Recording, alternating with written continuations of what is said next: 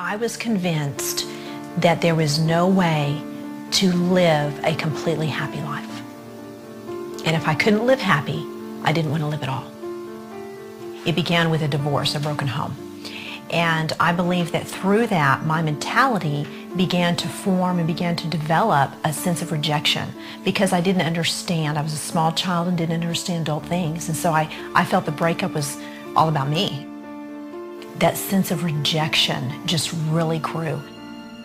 I began to perceive myself as a burden to other people. And so I would take little bitty comments that were relatively insignificant. I would make it into a really big deal. Those little seeds in my life, I began meditating on over and over. And as I grew, the rejection began to grow. What is wrong with me? And so I believe that the only answer for me was to end my life. I walked to my mother's room thinking I don't want anyone to see me because I'm so determined to end my life, to end the void, to end the suffering, to end the loneliness, that nothing was going to stop me. I began crying out and I began screaming out to God, God, forgive me. And the gun went off.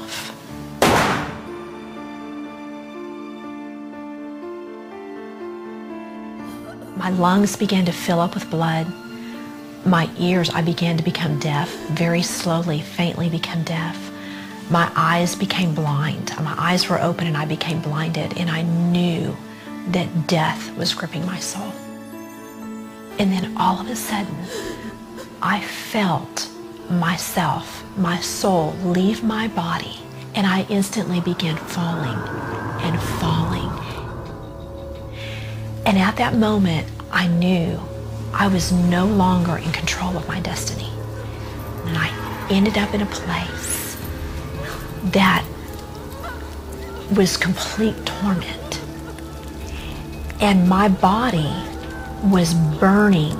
I no longer was lonely. I was no longer depressed. I became depression. I became loneliness. I became a tormented being of fear. And as I began looking out and I saw all of these other people and everybody was screaming in pain, the mutual thing that everyone shared there was their desire to scream out to everybody on earth, do not come here. Acknowledge that life is about Jesus Christ. Eternity is real, and hell is real, and heaven is real, and how you live your life will determine where you go. And everybody cried out that their loved ones would hear the truth. I saw the hand of God literally come down, and at that moment I knew that he was coming for me, and his hand picked me up. And instantaneously, I was no longer a being of tormented sin. I now was a being cleansed, and God took me over the heavens. It was beyond peaceful and gorgeous and magnificent. However, I was not allowed to stay, and I was certainly not allowed to see anything specific, but I was able to feel his presence in his entirety. I was able to feel perfect serenity. I was able to feel joy for the first time, complete, whole joy. And this hand just began to bring me back into the universe. And I saw myself coming back to my home and went through the ceiling, and the hand just went and placed me gently back into my physical body. And he went up, and I opened my eyes and I saw him go up. And instantly, I knew at that moment, God loved me. I called out on his name and I asked for him to forgive me, and he did. And at that moment, I was given a spiritual strength that I had never known. I was given joy that I had never had. I was given peace that I knew would take me through what I was about to face.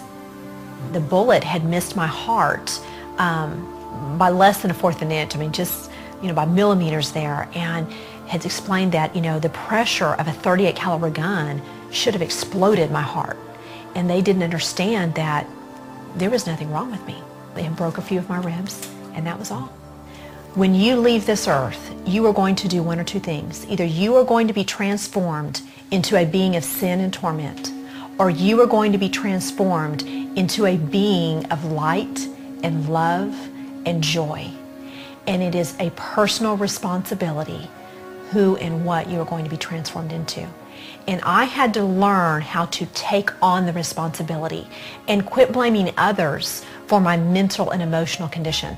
Now I'm full of joy. Now I am full of peace. I am who God says I am. I am loved. I am adopted into the kingdom of Christ. God sees me that I am his child, and all that he has is mine. I just have to be able to receive it. And I have to be able to recognize and replace my junk with his greatness. As long as I stand on the promises of God and I allow his presence in my life, I can conquer anything, and I can go through my problems with peaceful sleep. I can go with them with joy and strength beyond all comprehension, and I can come out on the other side full of hope and of victory in Christ.